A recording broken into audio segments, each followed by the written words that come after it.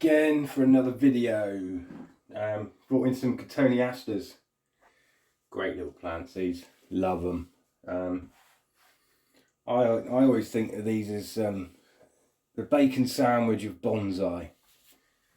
They're nothing special, but they have so much to offer. And they make great little bonsais. Great little bonsais. Obviously the leaves lend themselves to being a bonsai. They do come in different sizes, different varieties of Cotoneaster. Yeah, I really enjoy working on them. I brought this one in mainly to get the weeds out. I'm not going to prune it today because I've already pruned it twice this year, just to get a feel for the strong areas of the trunk, the strong branches. I say I've not had this tree for very long. I got this at the beginning of the summer. Picked it up from Bonsai on the Beach, which was in Devon, in Exmouth. Great little show, really well done. Great bunch of people there, and yeah, there's a few guys that set up their stalls and sell trees. Sell their trees. A lot of it's raw material, which I love. I love buying raw material. And yeah, they don't ask a lot of money for it, or for them. Yeah, it's good opportunity to pick up new material, have a mooch, chat to a few people. There was a few people from the YouTube channels, they were there. Yeah, talking to YouTube, I got in trouble. I got a right slap on wrist, I did. Yeah, I did Friday Night Bonsai. Yes, last night. And I uploaded it last night. It was a bit late because I had a malfunction. I lost my draft that I'd previously done in the day. I got home to finish it, and for some reason the draft that I did on the video editor, yeah, there was a file or something that was corrupted. Anyway, consequently, I couldn't upload it until later on in the evening. But it's out now. I've watched it, and I've been informed that I'm in trouble for copywriting or something. It's probably something to do with the music I did. Yeah. Never mind. It's a learning curve, isn't it? But there you go. God, he's got a hell of a root on him. Dandelions. He's got a hell of a tap. God, I'm going to get him out. I am going to get him out. Give it some. Ooh, come on, you. Oh, come on. I swear in a previous life I was a rabbit. Oh, he's coming. He's coming. Don't snap. Do not snap. Dandelions are quite interesting. They used to be a main source of food for people. Oh, I snapped a little bit off the end. Ain't bad. Look at him. Hey, hello. You fool, what are you doing? Yeah, dandelion. Yeah, they used to, yeah, you can eat these. Salad. Yeah. Yeah, that's why there's so many bloody dandelions around. Because years ago, they used to grow it everywhere for food. Yeah. Interesting. Eat the roots as well. You can eat the root. It's a root vegetable, is it? No, it's not a vegetable, is it? It's a root plant. You can eat the root. Yeah. Good for you. There's natural milks in it. Yeah. Apparently it's makes you want to go loo in the middle of the night. That's what my mum always used to tell me. If you pick dandelions, yeah, you wet the bed. Oh dear. It's a good excuse though, isn't it? So if you ever wet the bed, just say, oh, I've been out picking dandelions. It wasn't my fault. Yeah, anyway, I'm waffling on again. Yeah, we're going about, yeah, Cotoneasters. Yeah, the bacon sandwich of bonsai, I call them. They're nothing special, but if you get them right, they're really good. Very simple. They flower. Get different types of flower on different species. Berries. Yeah, they're just a good all-rounder. So I picked this up in Exmouth, Bonsai on the Beach. And it looked very similar to how it does now. All I did was prune back this top bit near enough to nothing, just to see where the strong areas were. I say I'm not very familiar with this plant yet, but I am now. I've had a look at it and see what's going on. I was hoping to kind of do something with this, but to be honest, it has got an interesting root base, which is quite pleasing to the eye. It's quite pleasing. It's quite wide. This root is actually doing something. It's a bit crossy in here, but we can work that one out. I reckon we can, once we get him out this substrate. It's like a beach in here. It's like Slapton Sands, if anybody's been there. Yeah, I might be able to thread that one around the other side of this big one here to bring this one in under there. Because he's crossing over here, and there's one that's going under. It's all a bit mishy-mashy, but I'm not going to do anything today. I just wanted to bring it in, get out the weeds, check the health. Not that they suffer really, they're pretty hardy little things. They don't have any problems with insects. So, well, because they're not native to the UK. I think they're from like the Arctic area, colder climates. Yeah, colder climates. Good for insects with the pollen. Because they grow in such harsh conditions, very often there's not a lot of other flowering plants around, so they're really good for insects that do need pollen. Yeah, from the Arctic. Richard E. Byrd probably spotted these when he flew over, when he did that famous expedition.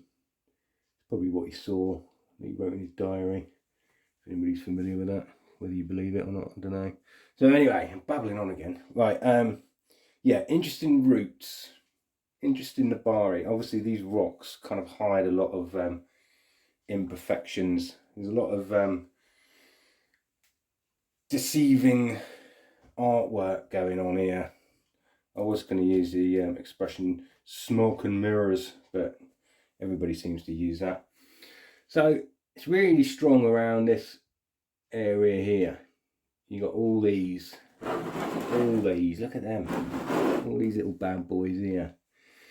So I know he's strong here. Now that's what I was really kind of hoping for, because although I pruned the top to see what would happen, get a feel for the tree, I wanted to see what would happen down here.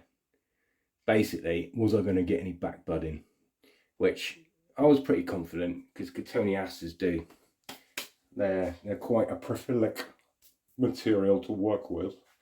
So what I'm going to do, because it's dead straight bit, it is a bit, can you see that? What we're looking at here on the camera. There we go. It looks like a giraffe, doesn't it? It's a giraffe. I should name this the giraffe tree. So this is dead straight all the way up to there. Yeah, it's not that interesting. It's got a weird bulbous area here where a previous branch had been cut off. That will eventually fatten up and it will blend in with this. Of course it will.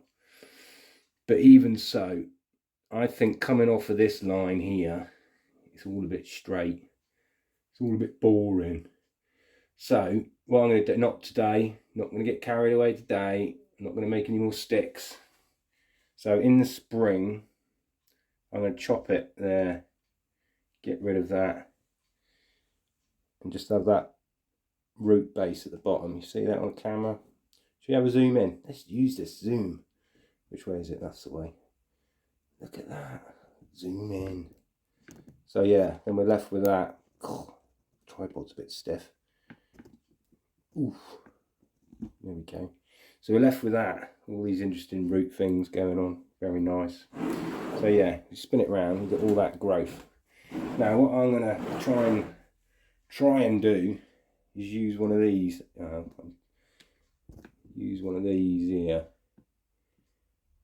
as the leader, because I want this line and then a line out here.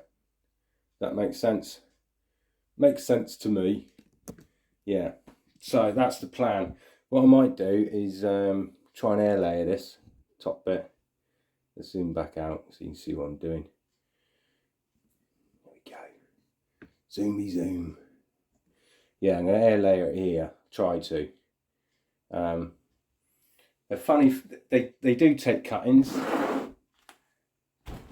You're either really successful with them. Got 3 in here off of this one. And they have been successful, where you can see how much root they've pushed out. I sat it on some moss and the roots have grown into the moss. As I pulled the pot up, there was a perfect circle underneath. So yeah, that's what, yeah, moss is good for roots, but we knew that anyway. So yeah, they take really good cuttings, but they take a while to get established. I have found that over the years. They do take a while, but once they do, they really do push out. They're great little plants, they are. Yeah, well, what were we talking about? Yeah, yeah, native to sort of like colder areas, Arctic, southern Arctic areas. So they are poisonous, so don't eat the berries. Even though they look like little apples, yeah, they are poisonous. Cyanide, basically, so don't eat them. They're not good for you. But yeah, I wanted to bring it in just to see what the strong points were, and it's a result that this is pushing out growth. It's good. So I think he's going to be a good one in the future. I like that one. This one I've had for ages. It's in the wrong size pot, because I was bringing the roots in. The roots do go a bit crazy, as you can see on this other one. They do go a bit long and leggy, so you need to root prune them often. They do get a bit out of control, so hence why I put him in this little container. But he's coming out in the spring. He's going to go in a much shallower pot. He's quite a nice one, this one. Yeah, beautiful movement. Lovely Nabari down here, and he's cleaning up with loads of moss on it. But yeah, the Nabari's is like that. You see it in there. He's in there. It's in there somewhere. There he is. Look at that. Yeah, he's a nice little tree. I've had that a few years. It wasn't this shape when I got it. It was more like a broom style. Didn't like it. So yeah, it's taken a few years to really grow out the branches in the right place. There's a lot of scarring where I took off previous branches in here. You see the old scarring up there and there. It's everywhere. We've got a little baby one growing down here. I'm not sure about that one. Not sure. I might nip him off in a minute. But yeah, just having a general clear up. Great little trees, yeah. The name Cotoneaster, people pronounce it differently. Cotoneaster, or I don't know. But Cotoneaster, that's what I call it. It's part of the rose family, although the name, cotton, comes from some weird and wonderful language, Latin, I expect, resembling quince, apparently, because they resemble quince. You know, quinces. Yeah, so another bit of it, useless information for you, but it's actually part of the rose family. Believe it or not, much better to work with than roses. bloody horrible things. Look beautiful, smell beautiful, but just hard work. Yeah. Anyway, we won't talk about that. Yeah, so there we go. Right, that's all I need to say. That's it. Right, have yourselves a good one. Thank you very much.